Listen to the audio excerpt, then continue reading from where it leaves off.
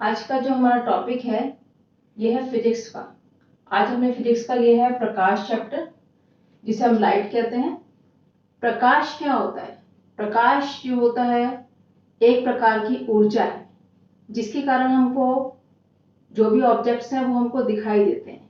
क्योंकि इसके अंदर पावर होती है, ये हमारी आइज को यानी कि आंखों को में सेंसेशन यानी कि संवेदना पैदा करती हैं, जिसके कारण हमें ऑब्जेक्ट्स दिखाई देते हैं। प्रकाश जो होता है, देखिए आप दिन में देखते हैं, दिन में आपको सब चीजें कितनी क्लियर दिखाई देती हैं, पशु पक्षी फूल वगैरह कितने क्लियर दिखाई देते हैं। रात को तो ऐसा नहीं होता है। तो क्यों नहीं होता है ऐसा? क्योंकि ये जो वस्तुएं होती हैं ये भी दो प्रकार की होती हैं। एक तो प्रदीप्त वस्तुएं होती हैं जिनमें अपना प्रकाश होता है, जिसके कारण वो हमको दिखाई देती हैं, जैसे सन है, मून सॉरी स्टार्स हैं, बल्ब हैं। ये सब चीजें जिनमें अपनी लाइट होती है ये हमको दिखाई देती हैं। इन्हें कहा जाता है प्रदीप्त वस्तुएं यानी कि ल्यूमिनस ऑब्जेक्ट। दूसरी होती हैं अप्रदीप्त वस्तुएं, जिनमें अपनी कोई लाइट नहीं होती है, लेकिन वो प्रदीप्त वस्तुएं जो लाइट उनके ऊपर गिराती हैं और वो रिफ्लेक्ट होकर यानी कि परावर्तित होकर हमारी आंख में आती हैं, तब वो हमें ऑब्जेक्ट्स दिखाई देते हैं। तो जो लाइट है इसलिए जो है एक प्रकार की ऊर्जा होती है। और हमने देखा इसमें वस्तुएं भी कितने प्रकार की होती हैं? दो प्रकार की, एक तो प्रदीप्त वस्तुएं और दूसरी होती है अप्रदीप्त वस्तुएं। अब प्रकाश जो होता है ये एक इंपॉर्टेंट टॉपिक है जिसपे हमें बहुत ध्यान से पढ़ना है इसको। देखिए इसमें क्या इसकी क्वालिटी होती है प्रकाश की। एक तो प्रकाश जो होता है वो स्वयं दिखाई नहीं देता, लेकिन इसकी प्रेजेंस में हमें और चीजें दिखाई देती हैं। ठीक है। दूसरा पॉइंट है कि प्रकाश जो है वो तरंगों के रूप में चलता है। देखिए जो प्रकाश आता है, लाइट आती है, ये तरंगों के रूप में आती है और ये फोटोन नामक छोटे छोटे कणों से मिलकर बनी होती है। क्योंकि ये कणों से मिलकर बनती है, क्योंकि अगर इसके रास्ते में कोई भी चीज ऑब्जेक्ट आ जाता है या कोई हल्का ऑब्जेक्ट आ जाता है तो वो घूम जाता है। तो इससे पता चलता है कि ये जो है तरंगों के रूप में यानी कि वेव्स के रूप में चलती हैं और ये सीधी रेखा में चलती हैं। ठीक है। इसमें ये जो तरंगे होती हैं किस तरह की तरंगे होती है? विद्युत चुंबकीय तरंगे।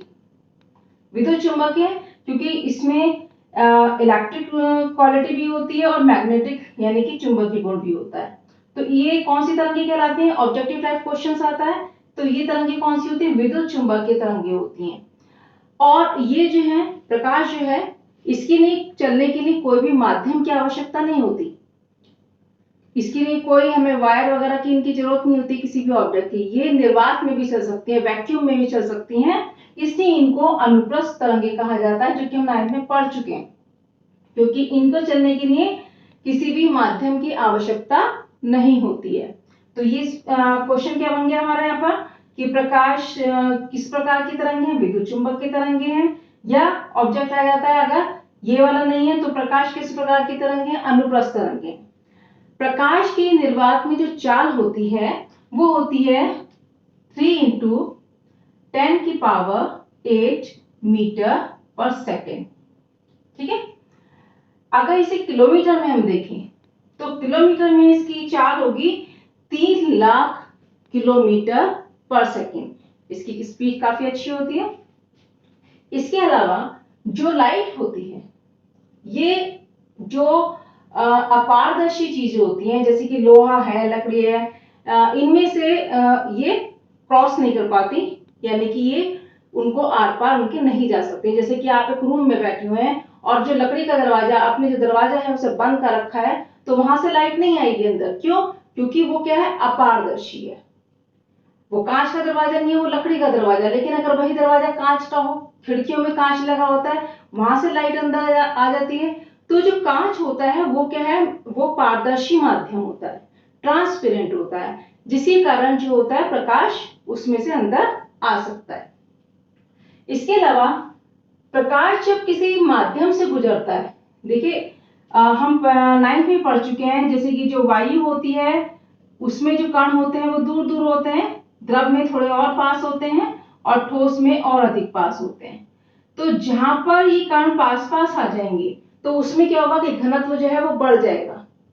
तो जितना भी जहां पे भी डेंसिटी बढ़ती जाती है, स्पीड उसकी वायु में जो है, एयर में जो है, वो 3 × 10⁸ मीटर पर सेकेंड होगी। लेकिन जब वो अधिक घनत्व वाले क्षेत्र में जाएगी, जैसे कि द्रव में जाए या फिर वो वायु में जाए, तो उसकी स्पीड थोड़ा कम हो जाएगी। ठीक है, ये क्वालिटी होती है प्रकाश की। अब इसके अलावा इसके गुण क्या होते हैं कि प्रकाश जो होता है ये परावर्तन और अपवर्तन के गुण प्रदर्शित करता है। परावर्तन क्या होता है? परावर्तन होता है रिफ्लेक्शन, रिफ्लेक्ट होना, यानी कि किसी चीज का टकराकर वापस होना। जैसे अगर आप दीवार पे बॉल मारते हैं तो टकराकर वापस आती है, उसी तरह जो भी कोई चिकने तल है, जैसे कि हमने यहाँ पे एक चिकना तल ले लिया, ठीक, या कोई प्लेन, यहाँ पर आपने कोई कांच ले लिया, तो इस पर जब कोई लाइट आएगी तो इसे कहेंगे हम आपतित किरण। ये क्या कहलाएगी? आपतित किरण, इंसिडेंट रे। और ये टकराकर कहां जाएगी? उसी माध्यम में वापस। ये टकराकर वापस होना, इसे क्या कहते हैं हम? परावर्तन। ये कौन सी क्रिया कहलाती है? परावर्तन, यानी कि रिफ्लेक्शन। क्या कहलाएगा? रिफ्लेक्शन। और ये जो किरण इस पर गिर रही है, ये आपतित किरण है, जो टकराकर वापस जा रही है, उसे परावर्तित किरण कहा जाएगा। और इसके मध्य हम एक सीधी 90 डिग्री के कोण पर एक काल्पनिक रेखा खींच लेते हैं, जिसे क्या कहा जाता है?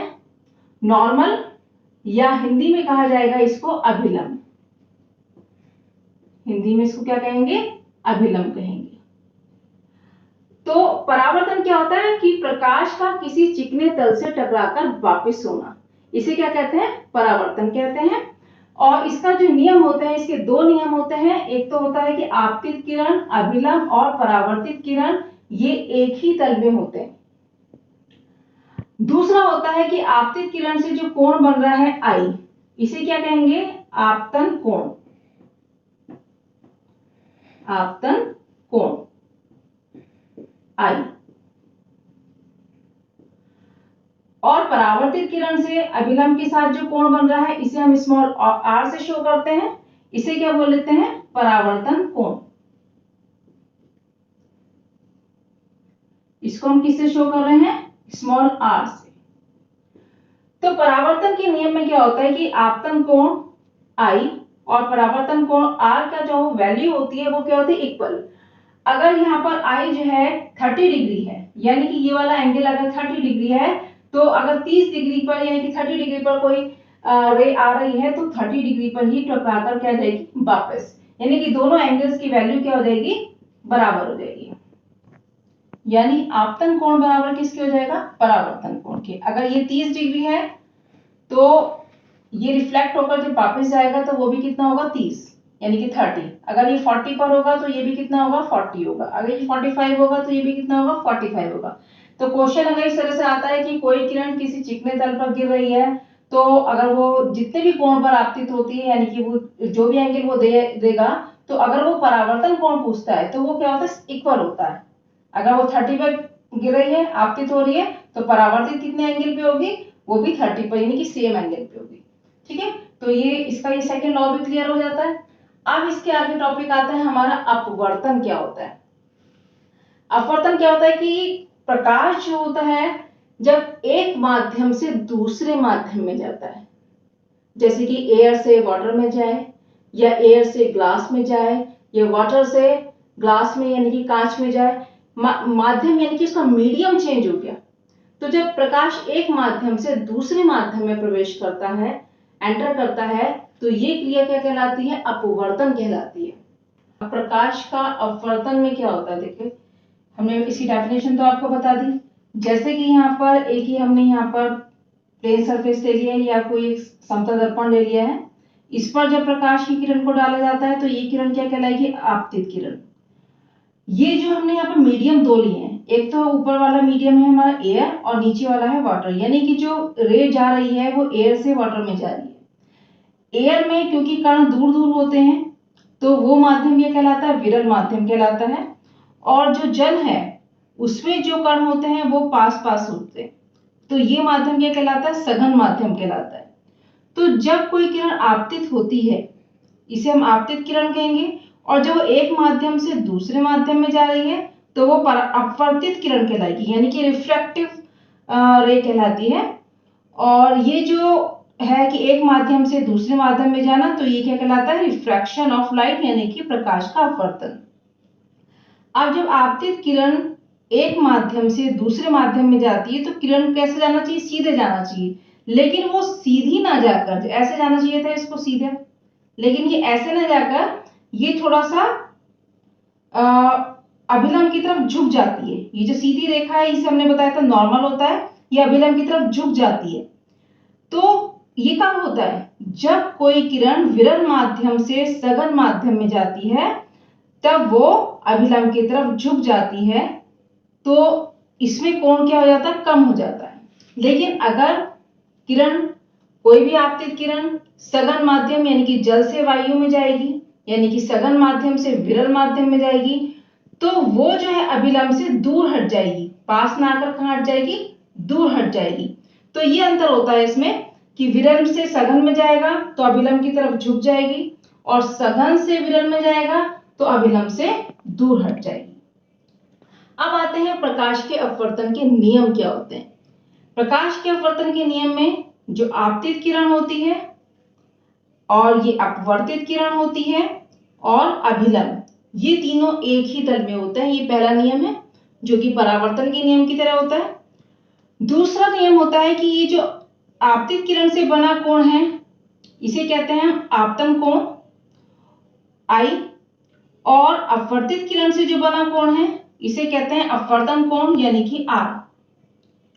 तो इसमें साइन I और साइन R, इनकी जो रेशियो होती है, इनका जो अनुपात होता है वो कांस्टेंट होता है, यानी कि नियत होता है, यानी कि इनकी वैल्यू जो होती है चेंज नहीं होती। अगर ये वाला कोण बढ़ेगा तो इसमें भी चेंज आएगा, ये भी उसी अनुपात में बढ़ जाएगा, जिसके कारण क्या होगा कि हमेशा इनका साइन I और साइन R का जो रेशियो होता है वो सेम आता है। ये कब होता है नियम अप्लाई? जब माध्यम दो हो, जैसे कि यहाँ पर एयर हो गई और वाटर हो गया, कोई भी दो माध्यम हो सकते हैं, और इसके अलावा प्रकाश का जो किरण है उसका रंग एक हो। जब दो माध्यम और प्रकाश के किसी एक रंग की किरण होती है तो उसमें जो है हमेशा साइन I और साइन R का जो अनुपात है वो कांस्टेंट होता है। इसको जो है स्नेल का नियम भी कहते हैं, क्योंकि स्नेल नामक साइंटिस्ट ने ये वाला नियम दिया था, तो इसे स्नेल का नियम भी कहा जाता है। अगर स्नेल का नियम पूछा जाता है तो केवल हम ये सेकंड वाला लॉ देंगे, और अगर प्रकाश के अपवर्तन के नियम पूछे जाते हैं तो हम दोनों नियम बताएंगे। और साइन I और साइन R का जो रेशियो होती है ये हमने कहा क्योंकि ये अनुपात के रूप में होती है, तो इसलिए इसका कोई भी यूनिट यानी कि कोई भी इसका मात्रक नहीं होता है। तो आज के टॉपिक में हमने क्या पढ़ा है? आज हमने पढ़ा है प्रकाश क्या होता है, प्रकाश के क्या गुण होते हैं, और परावर्तन क्या होता है, परावर्तन के नियम क्या होते हैं, अपवर्तन क्या होता है, अपवर्तन के नियम क्या होते हैं। ठीक है, ये अब आज का टॉपिक है हमारा, और अब नेक्स्ट वीडियो में हम आपको बताएंगे दर्पण के बारे में। ठीक है, ओके, थैंक यू।